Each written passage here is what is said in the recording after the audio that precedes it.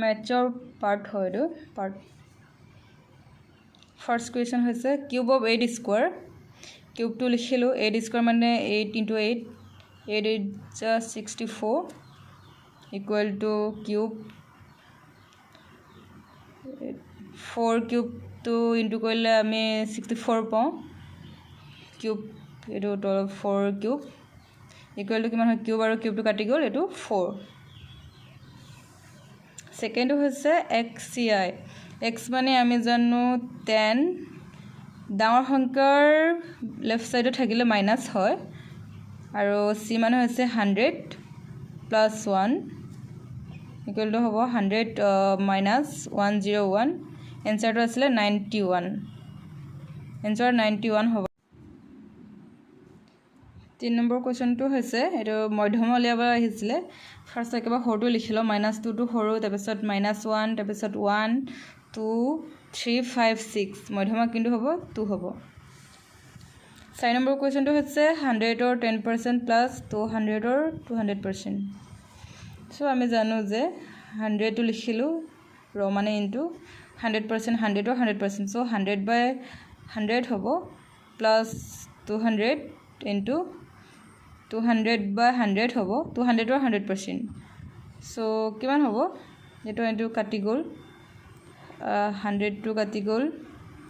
এটো আৰু এটো কাটি গল কিমান থাকিলে 100 প্লাস 200 ইনটু 2 400 এনসার হৈছে 500 এনসার 500 5 নম্বৰ কোৱেশ্চনটো হৈছে 80 আৰু 100 ৰ মাজৰ মৌলিক সংখ্যা এটো হৈছে তিনটা হয় 3 বুলি জুনে লিখিছে তাহাতৰ কাৰেক্ট হ'ব 80 আৰু 100 ৰ মাজৰ মৌলিক সংখ্যা তিনটা আছে 6 নম্বৰ কোৱেশ্চনটো হৈছে 2.19 bar সো ইজি হয় লিখিলো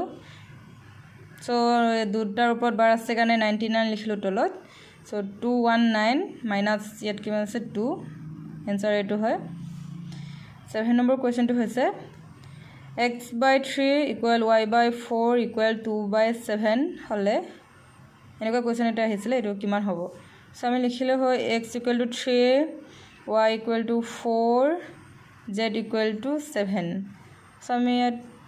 বহুৱাই দিম z মানে কিমান 7 x মানে 3 plus 4 plus 7 14 হয় 14 হোল প্লাস কৰি 14 plus 7 2 হয় 2 জুনে জুনে 2 লিখিছে তাহাতৰ কাৰেক্ট হৈছে অলৰেডি এটো মই লিখিছো 8 নম্বৰ কোৱেশ্চনটো হৈছে 2 ৰ ওপৰত 5 আছে 5 ৰ ওপৰত 3 আছে এনেকৈ দিয়া মানে এটো ইনটু কৰিব লাগিব 2 2 5 এটো 2 ৰ ওপৰত 5 আছে 2 এটো 5টা পূৰণ হ'ব লাগিব এটো 32 হ'ব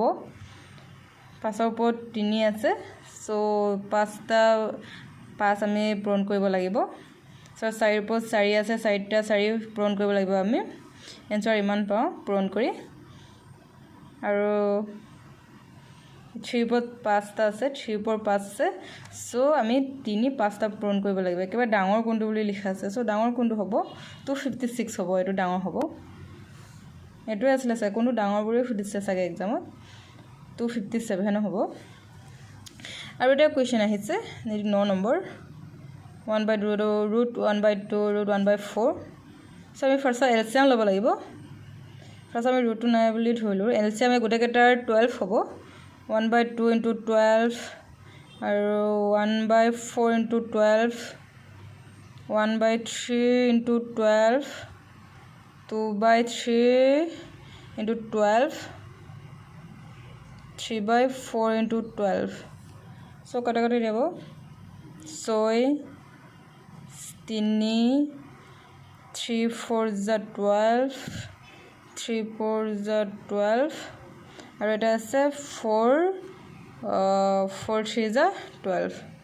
তো কিমান থাকিলে 6 থাকিলে 3 থাকিলে 4 সৰি 4 নহয় এইটো 3 6 6 3 4 হয় 6 3 4 2 4 যা 8 3 3 যা 9 একেবাৰে ডাঙৰ একেবাৰে সৰু নে কি আহিছিলে কোৱেশ্চনটো আপোনালোকে চাব আৰু এনেকুৱা কোৱেশ্চন এটা আহিছিলে এইটো ডাঙৰ উলিয়াব লাগিছিলে নে সৰু কিবা আছিলে 10 নম্বৰ কোৱেশ্চনটো হৈছে 4 8 আৰু 12 এৰে হৰণ যোৱা সৰু সংখ্যাটো একেবাৰে সৰু এইটো ইজি হ'ব 4 লিখিলোঁ 8 লিখিলোঁ 12 আকৌ 2 এৰে যাব 2 1 যা 2 2 2 যা 4 2 3 যা 6 আৰু নাযাব 2 2 যা 4 4 2 যা 8 8 3 যা 24 এনসাৰ হ'ব 24 যোনে যদি 24 লিখিছে তাহাঁতৰ হ'ব আৰু কুৱেশ্যন আছে 11 নম্বৰটো হৈছে এইটো ৰিজনিঙৰ কুৱেশ্যন হয় 27 দিয়া আছিলে 30 দিয়া আছিলে 37 50 ইয়াত কুৱেশ্যন মাৰ্ক আৰু 98 সো ফাৰ্ষ্টত আমি চাই লৈছোঁ 27 আৰু 30ৰ মাজত ডিফাৰেন্স কিমান আছে 3 আছে আৰু 30 আৰু 37ৰ মাজত ডিফাৰেন্স কিমান আছে 7 37 আৰু 50ৰ মাজত ডিফাৰেন্স কিমান আছে 13 সো এইটো মৌলিক সংখ্যা দি গৈ আছে এইটো 3 হয় 3 পিছত 7 আহিছে সো 5 এটা মৌলিক সংখ্যা হেৰি দিছে ইয়াতে 5টো তাৰপিছত আকৌ 7টো লৈছে 7ৰ পিছত আকৌ 9টো এৰি দিছে সৰি 11টো এৰি দিছে তাৰপিছত আকৌ 13 লৈছে সো আমি 13ৰ পিছত এটা এৰি দিম তাৰপিছত কোনটো পাম আমি 19 পাম 19ৰ 19 পাম 19ৰ প্লাস কৰি কিমান হয় 69 সো এনসাৰ হ'ব 69